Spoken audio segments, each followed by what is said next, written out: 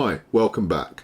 We took a look in the last couple of videos about how predators might potentially select their victims, but we haven't really covered the middle part of this, which is once they've selected a victim, what kind of techniques do they use to entrap that victim, because it may not be as simple as we all imagine in the movies, that they run up behind someone and just drag them off into the bushes or put them in a van. It's normally a lot more subtle than that, and the person that you should be generally wary of is the person who approaches you with a smile and who seems to be trustworthy. You know, that's much more common than this, kidnapping someone off the street. Luckily for us, that doesn't happen very often, but what does happen more often is someone that you may know or someone who seems to be trustworthy makes their way into your life and you kind of allow them in, and that's because they are employing a number of confidence tricks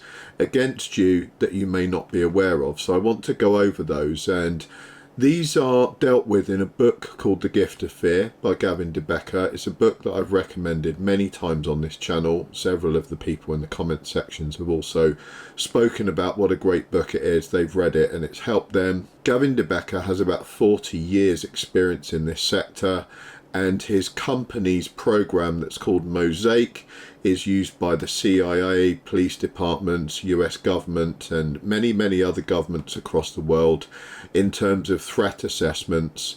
He has twice been appointed on the President's Advisory Board for the US Department of Justice, and some of the most important people in the world depend on his program to keep them safe.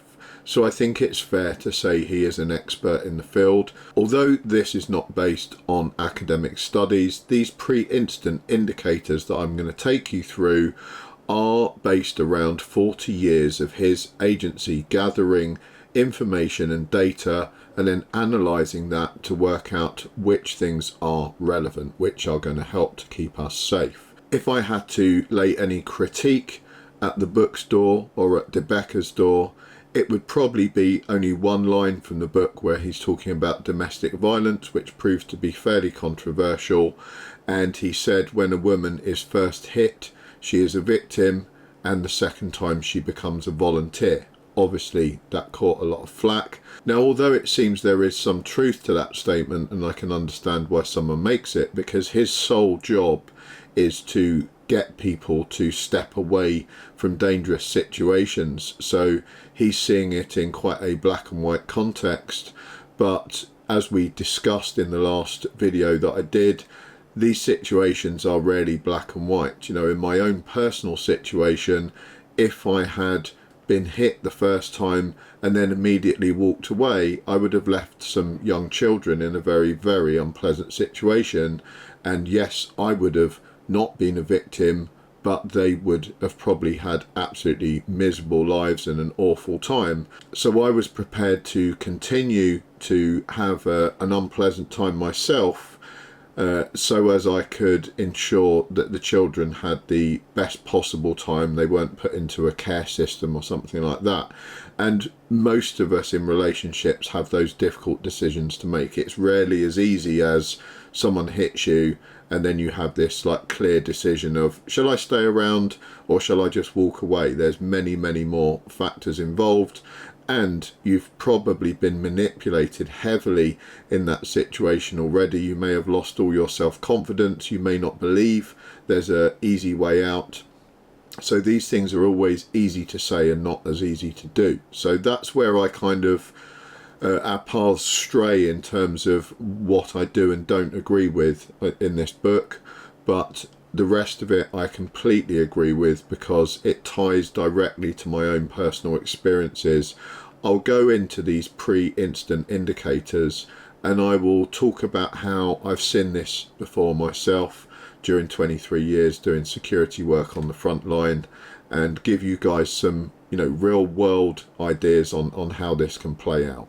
So these indicators are not gender specific. It could be a woman to a man to a woman. It's anyone predatory. It doesn't need to be a psychopath either. This could be someone who's trying to get money off of you. scam you, it could be someone who wants to do you violence. In short, these are ways that anyone with bad intentions towards you might swindle their way into your life. So yes, it's important in terms of thinking about predators, but it's also important in general just to keep yourself safe and away from these kinds of manipulative people. The first pre-instant indicator we have is forced teaming. The manufactured sense that you and a stranger are somehow in it together, and manufactured is the important word there. The deliberate use of we, us and let's when no such bond exists. We got lucky finding this spot. Now we've got a problem. It works because refusing feels rude. You know, if you distance yourself from someone talking to you like that, it can feel rude. And most of these kind of verbal and body language confidence tricks center around the fact that you're going to be fairly polite. We've all been brought up to be polite. We don't like to be confrontational. We've been taught that, you know, sometimes saying no even can be rude, and predators rely on this. They know that you're inclined to agree with them, you're inclined to be nice. If you're out in public and someone says these things to you, then it's much easier to kind of go along with it than to be confrontational. No one wants to be considered a difficult person, an awkward person, and it takes quite a high level of self-confidence to be a difficult and awkward person and to say no very strongly, or to say to someone, please go away. So how can we envision forced teaming in the real world? I used to get this all the time. I've gotten all of these multiple times over my 23 years. So I would commonly, if I was doing the door of a club and people would turn up that obviously you didn't want to let all of them in, you know, some of them you could tell straight away were unpleasant, they might have had too much to drink, they might be aggressive, they might be characters that you previously know of, and they would commonly say things to me like, mate, I've been in this position, you know, I know what it's like, you're having a rough night, we've all been there. I've been a doorman, I used to get that all the time. I used to do this job, mate, and they would try and kind of bond with me over these shared things. Sometimes they would try and share a story of their door work, and maybe they had done some work before, maybe they hadn't and they were making it up. But think on it like this, you know, why would a complete stranger be coming up to me when I was working and they were out with their friends having a good time? They start making conversation with the doorman, which they don't need to be doing, and they start talking to me about their shared experiences that they've had on the door. What is their motivation for doing that? You have to imagine if you were going out somewhere, if I was going out with my wife or a couple of friends, I wouldn't personally stop on the door and say to the doorman, I used to do security work. What would be my motivation for doing that? You know, the only motivation I could possibly have is to kind of buy my way into his affections, to try and gain his confidence in me. Why do I need to do that? Probably because I've got some bad intentions, and I know that I've got bad intentions, so I want to kind of cast a veil over that so that he doesn't realise my bad intentions and stops me coming into the venue. There is no other good reason. You know, even if you're a really gregarious person, it might be something you make an off-the-cuff comment about. You go up to the doorman and say, hey man, I used to do this, rough night, and then you just carry on with your business. But if you start going into further detail and really trying to build trust with that guy, why do you need to build trust with someone like that? And it's the same for a stranger on a street. You know, if I see a woman in the supermarket, I don't need to approach her and try and build trust with her and give her examples of, oh, I see they've, you know, run out of the item that you're looking for. God, that happened to me last week as well. Oh, it's terrible when this happens to us, isn't it? What are we going to do? Why would you even enter that? It's possible that you were using that technique if you were single and you were looking for a potential partner. So we have to also take into account, as I said before, that none of these on their own can specifically be classed as absolute red flags. They are all slight red flags, but it's when you have them accumulate together that you get some serious issues that you should absolutely be avoiding that person. But each of them should set off a little alarm bell in your head, just in the back of your mind, to think this potentially could be an unpleasant person, or it could be someone trying to get a date out of me, whatever, try and sweeten me up. It might be someone who's legitimately selling something. You know, they often use these techniques as well. You might get stopped in the street and they say, hey, I see you've got your umbrella up, you know, I forgot mine, God, I'm getting wet. I hate it when that happens. Oh, it's terrible, isn't it? And then they say, by the way, what energy company are you using? And because you're having this slightly pleasant conversation, a shared experience about both having gotten wet or whatever it is, that makes it harder for you to say, I'm not interested in your energy discussion. And that's how they kind of catch you and get you into that discussion. So it's not always predatory. It's always for a reason though, you know, and you just have to think about what could the possible reason be. If it's not any normal reason, it's probably something fairly unpleasant. This shared predicament is a projection, a detachment technique, and it is almost always intentional. The tell is that it appears with someone you don't actually know, which I've just gone into. Your counter to this is to decline the we mentally, and if needed out loud, I'm not asking for your help, full stop. And that's where we're scared to go. You know, that's where our pleasant side is like, oh, that sounds a bit harsh. I don't want to upset anyone. Well, in order to keep ourselves safe, we have to at least risk upsetting some people. And if they are normal people, you know, if I went up to someone in the supermarket and said, oh God, you know, it's difficult to lift those boxes of veg, you know, do you want me to help? And they said, no, actually, I don't want your help. I might sort of think about it for like 2 seconds and think, oh, well, whatever. But I'm not going to be upset. I'm not going to drive that point home any further. I'm just going to think, okay, well, they're going to pick up their own box of veg and I'm going to get on with my day. If someone has a problem with you saying no to them, again, that's an indicative factor that they've got some issues, you know, that they're really trying to get in with you for some unknown reason. They're a stranger. They don't like the fact that you said no to them, and now they're being too persistent. Why would they want to help you in the first place? You know, if it was just someone trying to be kind, as soon as you say no, they're going to kind of back off of that. If they keep on it, then there's an issue going on there.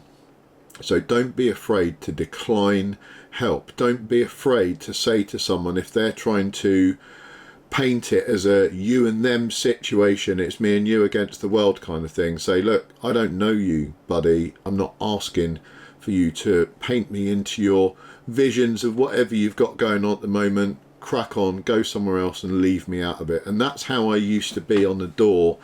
Very, very straightforward with people. I didn't beat around the bush. I tried to be professional. I wasn't swearing or being rude to people, but they found me rude a lot of the time because I told them very blunt answers. You know, if a guy came up and said, oh mate, I used to be on the door, do you want to, you know, swap door stories? I'd say, no, I'm not interested in your door stories. And they would go, oh, what's up with you? Why have you got such an attitude problem?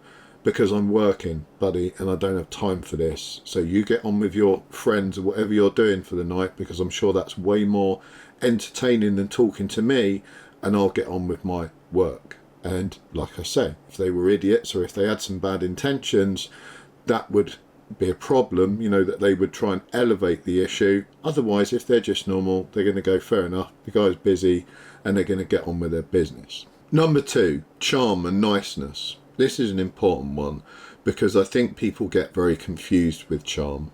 Charm is a verb, it is not a trait. So we often think of someone as being charming, and we associate that also with being good. That's problematic because charming is something that is being used on you. You know, it's not an inherent trait of people. And if someone keeps trying to charm you, again, it might be for reasonable reasons. I sometimes have tried to charm the mother-in-law, for example. You know, that's a fairly common one, that you kind of think your mother-in-law doesn't like you very much. And you make these like cheesy charm sort of approaches, don't you? You say, oh, you know, you've both done your hair. You look like your sisters. And it's pretty obvious that that's not the case, and it's kind of laughable, but you try and use some charm to kind of get her on side. It usually raises at least a smile. So there can be innocent reasons for charm, but again, if it's a stranger coming up to you using charm, they want something. You know, that's indicative of them wanting something from you. There's a difference between charm and a compliment. You know, I pay compliments a lot to people because I think it's really important to recognize someone being excellent at something, to recognize someone making a good effort, to recognize someone looking really good. You know, they've put a lot of attention into their health and fitness, something like that. Then I think it really makes someone's day if you pay them a compliment. So a common compliment from me would be that I see someone with a really muscular physique and I go up to them and I say, wow, I just want to say your physique looks absolutely fantastic. You clearly do a lot of great work. Keep it up. And then I leave. I don't hang around. I'm not trying to have a further conversation about it. Maybe if I see them again, they might come up to me and say, hey, thanks for that compliment the other day. It made me feel really good. Then we may have a further conversation. But I don't use that as a leverage to talk to them further. You know, I'm doing it to pay a compliment. I want to make them feel good. I want to acknowledge that they've, you know, done something really cool, and then I'm going to get the hell out because, like I said, it's not a leverage point for me.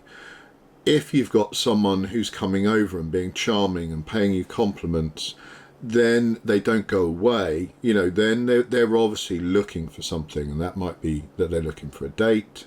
It might be that they're trying to sell you something, or it might be that they're trying to buy their way into your affections for some rather unpleasant reasons. Everyone is disarmed by charm, which is exactly why it's effective. You know, de Becker's advice is to consciously add the thought, this person is trying to charm me. The moment you notice it, not paranoia, just moving from the unconscious to the conscious, you can actually assess it. So, as I've just mentioned, think of why someone is trying to charm you. Acknowledge that they are, for a start, and it plays into our ego as well. You know, I'll give you an example of this. I work in the defence sector. We do a lot of defence shows.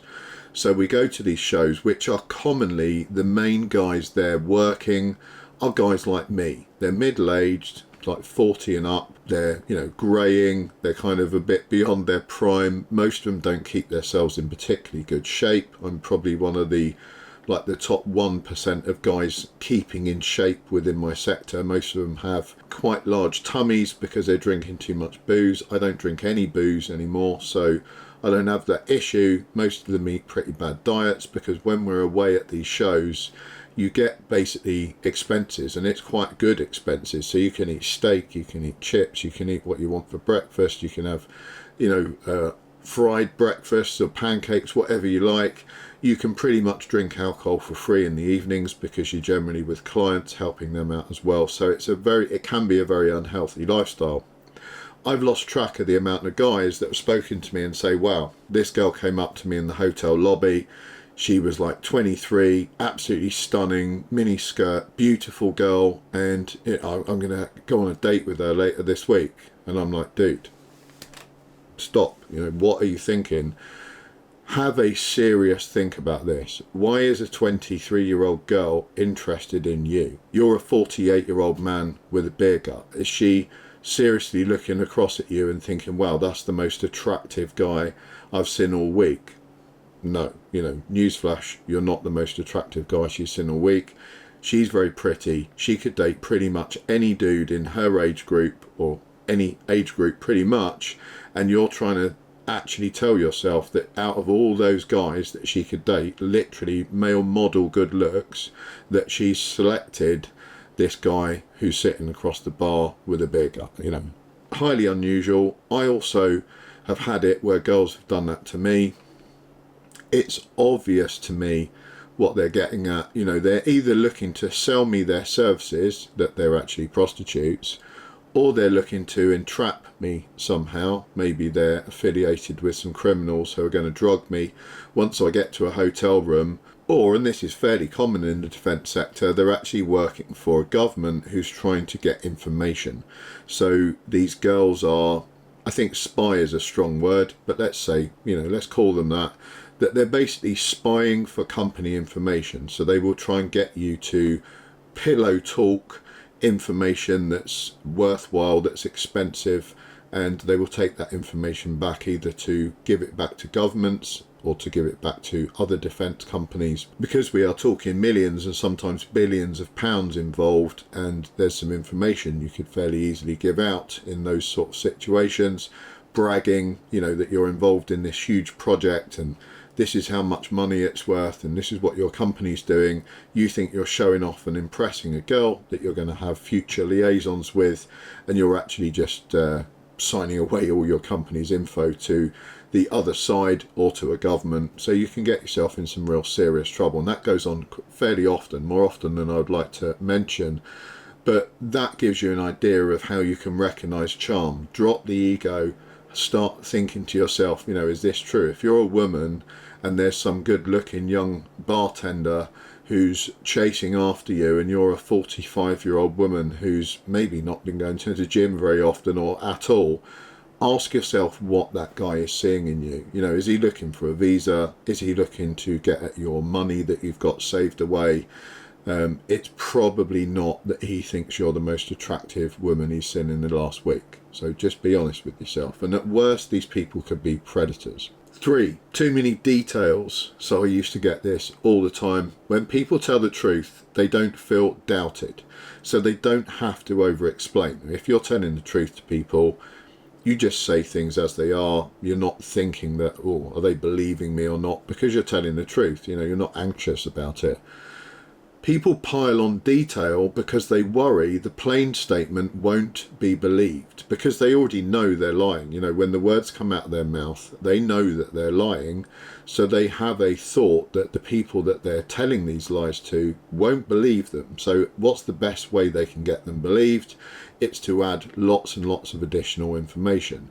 Number one, to kind of flummox the person at the other end, because the more information you can bombard someone with, the more difficult it becomes to cross-examine and to follow exactly what's being said.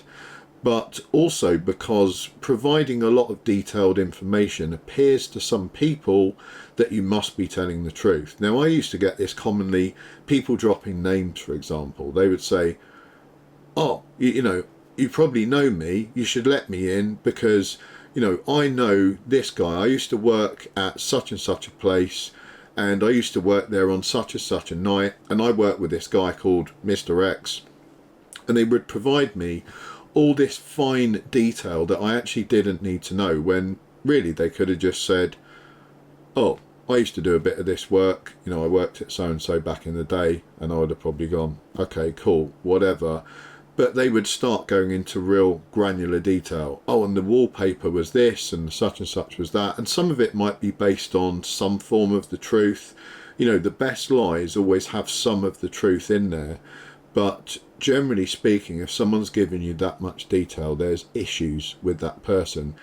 Also be aware, when someone first meets you and they start revealing lots and lots about themselves, this is a bit like the previous video where we were talking about this trauma bonding. If you're going on a first date and the person reveals a horror story from their past, this terrible traumatic experience they've been through, that's not particularly normal. They're doing that for a reason. If it's absolutely filled with high levels of detail, it may not even be true at all. It may have been a story they've concocted simply to bond them to you, and vice versa. So be very, very careful with high levels of detail. The elaborate backstory about why they need to come in, why they're in the area. You get that a lot of, I'm just here because my uncle was down, he was going to get married to this woman who lived in blah blah city the next along, but then something happened that night and she had a phone call and her uncle was in hospital, so they all had to go to X hospital, and then this happened at the, and it goes on of this really long drawn out story, which I actually couldn't stand because it would drive me mental listening to this high level of detail that I didn't give a damn about any of this stuff. I didn't know any of these people, and they would always be telling me all these different names and naming the doctors or naming the police officers or whatever it was in this story, and I'd think, well, what bloody difference does it make to me? So it used to pretty much drive me mad, and it made me want to get rid of them quite quickly. But for some people, this level of detail helps them to imagine that the truth is being told, because they think, well, it can't be a lie, they know so much about it. The sheer volume is the tell. Your counter is to step back from the detail and ask the blunt question, what does this person actually want and why are they here? So we get back to that again. A lot of these times you just need to think, this person is trying to get something out of me. What exactly are they trying to get out of me? What do I have to offer them? If you're someone who's got a bunch of expensive stuff on them, it's probable that they're going to rob you. If you haven't got expensive stuff and you're a woman on your own in a bar somewhere, it's probable they want you for other reasons. And that might be a really unpleasant situation. It might be just a date. It could be a really unpleasant situation. They might be looking to put some drugs in your drink, whatever it is. They need to be close to you to do that. That's not something that is easy for a stranger to do. If you want to spike someone's drink, then generally speaking, you're going to try and buy them a drink. You're going to try and ingratiate yourselves to that person. You're going to build some sort of rapport with them, as we've just discussed in these points here. That's what they're doing, is building rapport.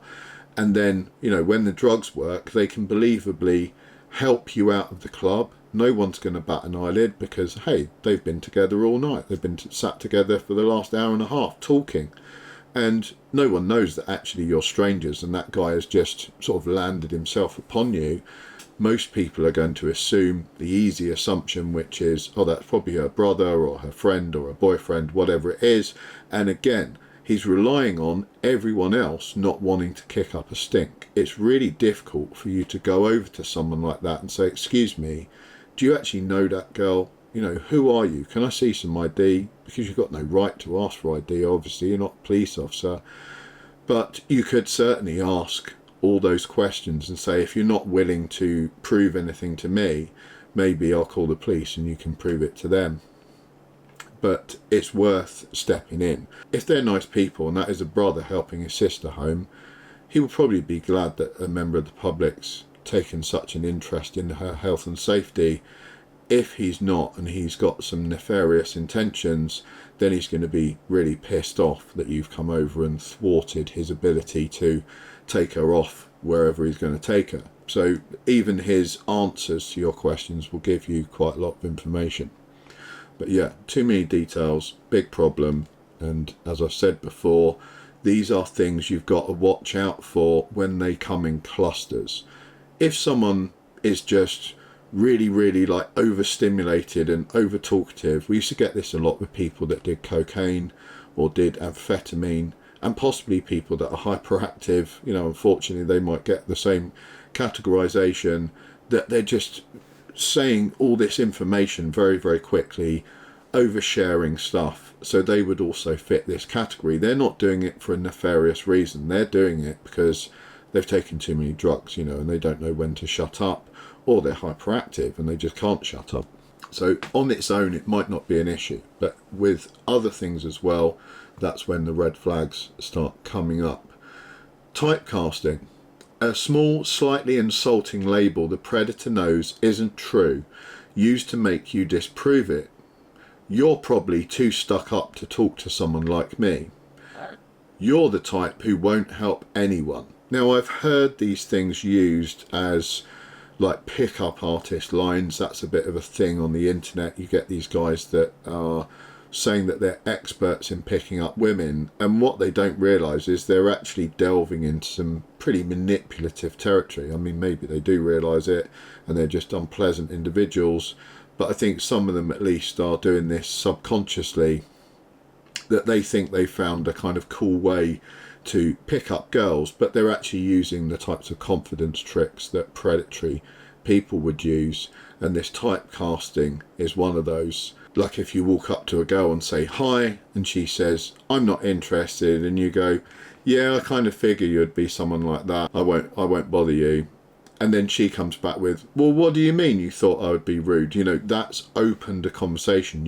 You've slightly insulted her, but her curiosity and her ego are stronger than her anger at the insult, and it's given you an opening to carry on having a conversation where then you can kind of be a bit funny with her, and she will probably be more accepting of that humour as well, because you've kind of got her a little angry, then you take things down a bit and you're a little bit funny, and she's like, oh, okay, this guy's a little bit of a joker, and you then use some charm, another one of the pre-indicative factors we've just discussed, and you're starting to break ground, right? This is what these dating guys are utilizing, but these are exactly the same techniques that a predator might use, and you should be aware of this. If guys come up making these kinds of approaches, or anyone comes up making these kinds of approaches, just ask yourself what they're trying to get out of the situation. The label stings just enough that the natural urge is to prove them wrong by engaging, by helping, by staying. De Becker's counter is quietly powerful. The whole tactic collapses if you simply let the insult stand by saying nothing or agree with it. So I used to get this on the door, people come up and they would try and get in, and they would go, yeah, you're a doorman, we figured you would be a massive arsehole. And I would go, yep, I am.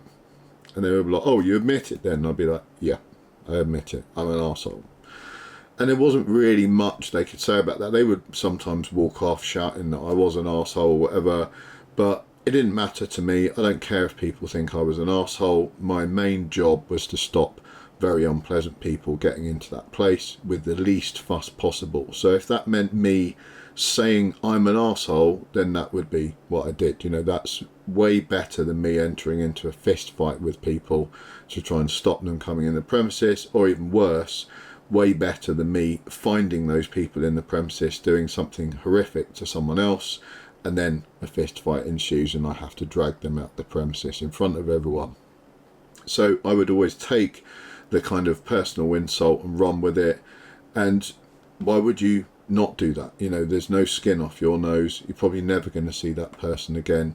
You don't need to defend yourself over these small slights to your ego.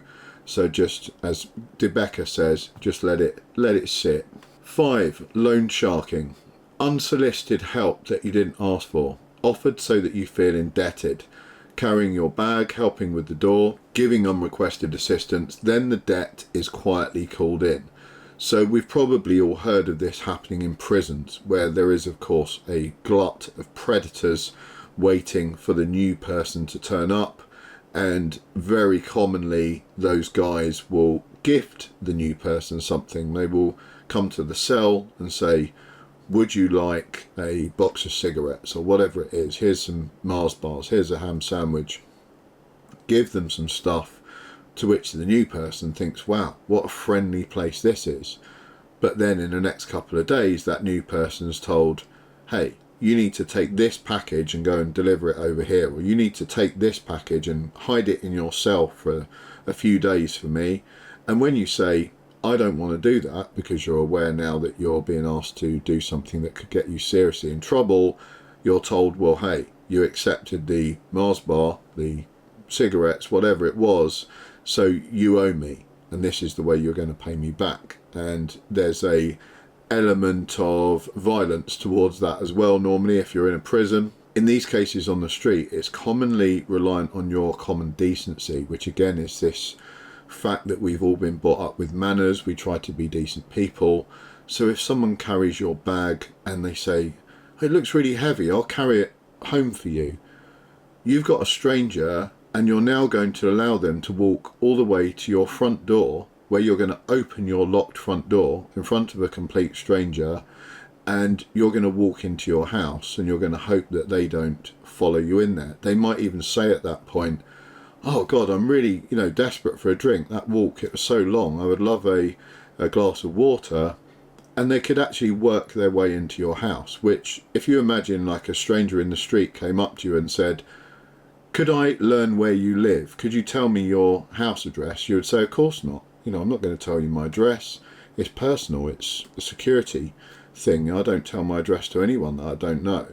So you would never normally do that. Yet if he offers to do something that's quite small, really, carry a bag, whatever it is, that there's a chance then that you might feel it's fairly normal to share that address with him, to actually take him there yourself and show him your address, and to maybe even invite him in. And it doesn't have to be just an address. This could be all kinds of loan sharking. If someone does some favors for you and you allow them to do those favours, the next time they see you, that they're going to feel that you're indebted to at least speak to them. So if that's someone that you wouldn't normally want to speak to, and you've allowed them to do some things for you, you kind of have to speak to them the next time, or you'd be feeling like you were really not a very good person. You know, if someone had done loads of stuff and then you refused to speak to them at all, that wouldn't sit well. So they've at very least bought their way into conversation with you. Now again, this could be because they fancy you and they might want to try and get a date with you. It could be fairly harmless, but it could also be more than that. Your counter is to recognise that a gift you didn't request requires no debt. You know, you don't owe anyone anything. That if someone holds a door open for you, carries a bag out to your car, whatever it is that they've done for you, there is no debt there, and you don't need to allow them to do that in the first place, by the way. I don't mean like shut the door in men's faces and become some kind of uber feminist that hates men or whatever, but you know, if a guy is offering to carry a bunch of stuff for you, there's nothing wrong with saying, no thanks, I like to carry it myself, it's a good workout. And if he's persistent, then that's a real issue. Why is he persistent? You know, he should be, okay, that's cool, I'm glad you like a good workout, have a great day. I offer to help people in public sometimes that I don't know, if I see them having a tough time of things, and there has been a couple of times where women have said, no thanks, I'm all right by myself. And I just go, okay, and I walk away, because I've offered, that's all I needed to do. If they wanted to help, great, I would have helped them. If they don't, also great, I'm going to get about my business. If I'm offended and I become persistent, then I've got some serious issues, and you need to avoid that person. Number 6, the unsolicited promise. The single most reliable signal in the whole list. When someone gives a promise you never asked for. I'll just help you to the door, then I'll leave. I promise. They are almost always signalling they intend to do the opposite, and you could probably imagine this with couples, very common from men. Oh, let's just Netflix and chill, you know, and no funny business, I promise. I just want to cuddle you whilst we watch the film. I promise it's just a cuddle, nothing more. Promise. Yeah, we've all made those promises. I've made those promises. We know as men, those promises are obviously not true when we make them. And I've given you a couple of fairly amusing ones there that maybe your boyfriend or your husband would say. And, you know, there's not much of a threat to those. You can kind of work out that it's almost comical when we say things like that. But if that's a stranger and it's combined with some of this other stuff, so we've just seen there, it's actually combined with loan sharking. So a stranger comes over, you know, can I help you carry those bags? And you say, no, thank you. And he says, oh, I'll just, you know, carry them to your door and then I'll leave straight away. I promise. You've got 2 flags going up there at once, and the persistence as well. You know, he hasn't just stopped when you said no, he's been persistent. So there's basically 3 red flags all raised in like 2 sentences. That would be something I'd be very wary of. A promise is used to convince, and the need to convince reveals doubt that they've detected in you. De Becker's response to an unsolicited promise is to say to yourself, why does this person need me to be reassured? Because again, if it's a stranger, there would be no normal reason that I would need to reassure them to that level. I don't need to make promises to strangers in order to do something for them or get them to do something with me. A promise is something I would make to someone I know really well, that I want to reassure, or I'm going to help them in their hour of need, because I just want them to feel comfortable. You know, a promise can be really comforting in those situations of someone saying, I'm going in for this operation, you know, I'm not sure if I'm going to get out. I'm really worried about that. If I don't, can you promise me you're going to, you know, look after my wife or make sure my house is okay or my kids or whatever it is? And you go, absolutely, I make that promise to you. That eases their anxiety somewhat. That's incredibly valuable. When it's a stranger, it just goes into the weird territory, because you need to have quite a decent and close relationship with someone. It might be a fairly close business relationship or personal. Even in business, if I don't know someone that well, a promise means nothing.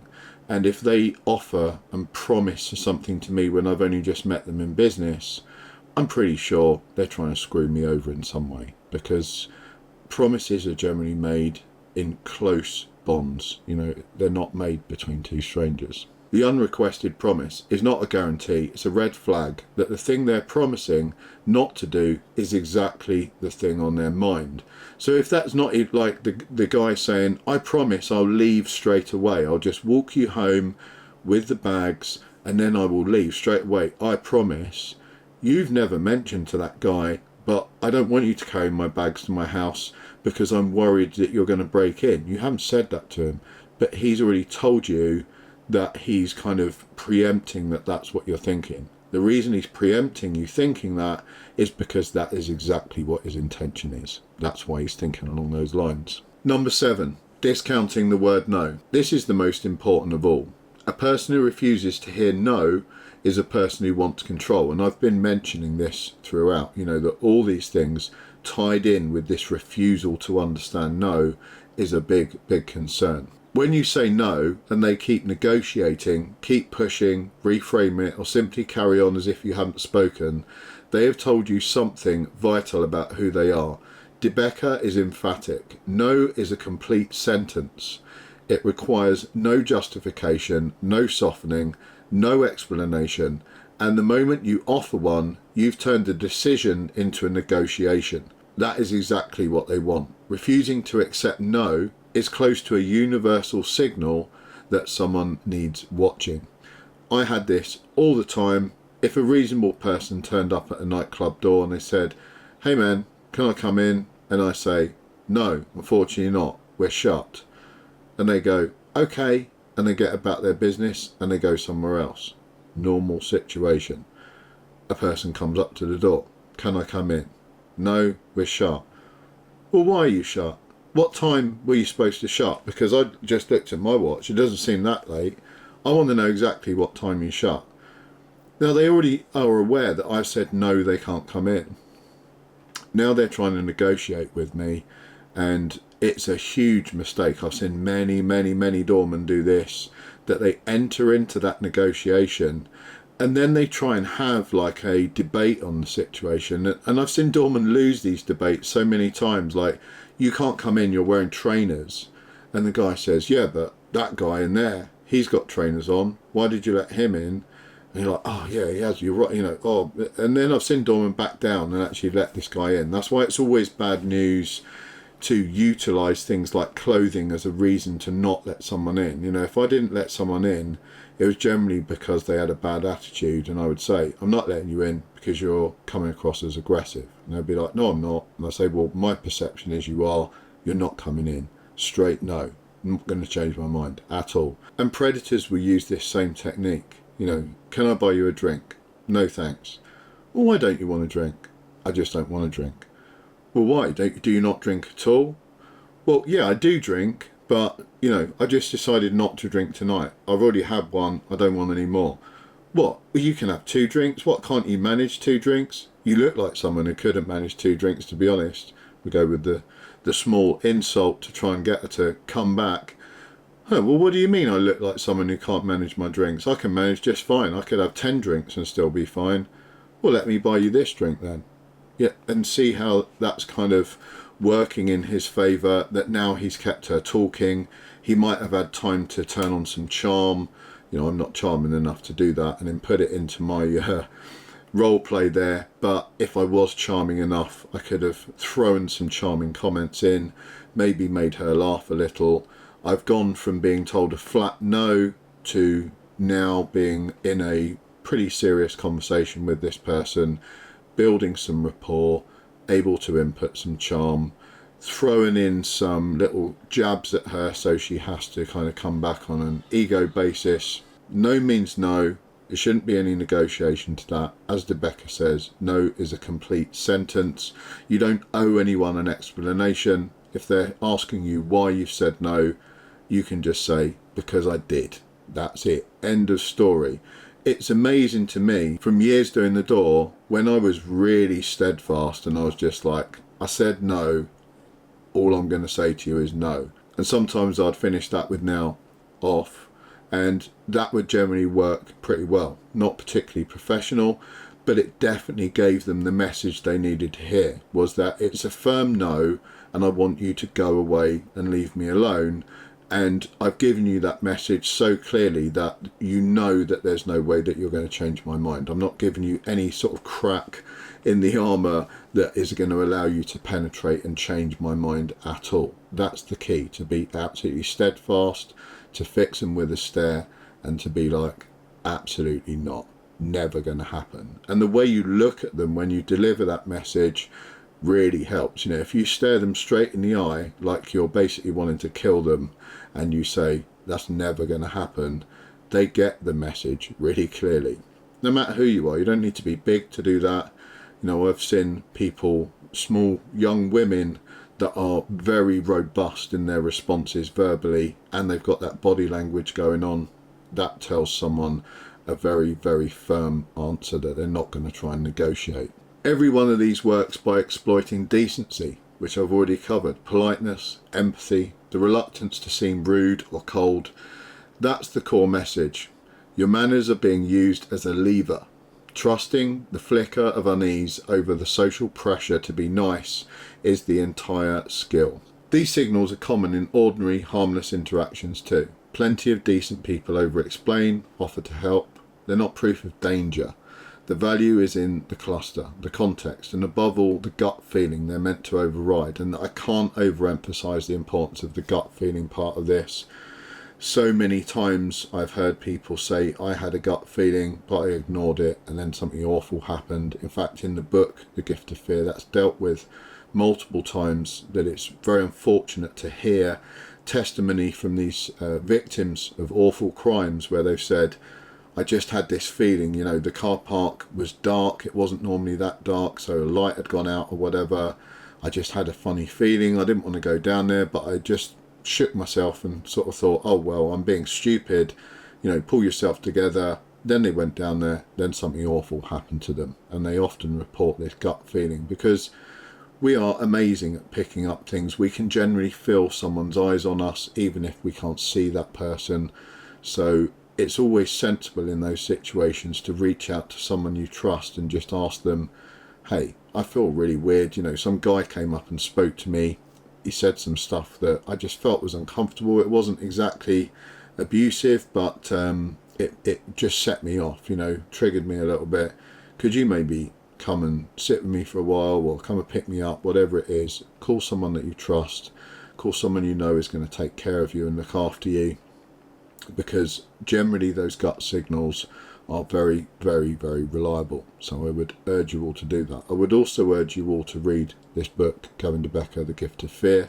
It's a fantastic book. It discusses all these factors I've just gone through in much greater detail. You can get it as an audio book, so it's something you can listen to while you're driving your car or going to the gym, whatever, but strongly recommend it. I'll do a couple more of these videos as well because they're going really well. Obviously it ties into my security work. I've also got some product that I want to bring you, a specific product that I think has really good uses in the personal safety arena. I don't often bring you guys products, I'm not trying to shill things to you, but if there's something out there that I think actually has value and can help people, then of course I will talk about it and bring it to you. So that will be in the next week or so. Thank you very much for watching. Take care, and I'll catch you all next time.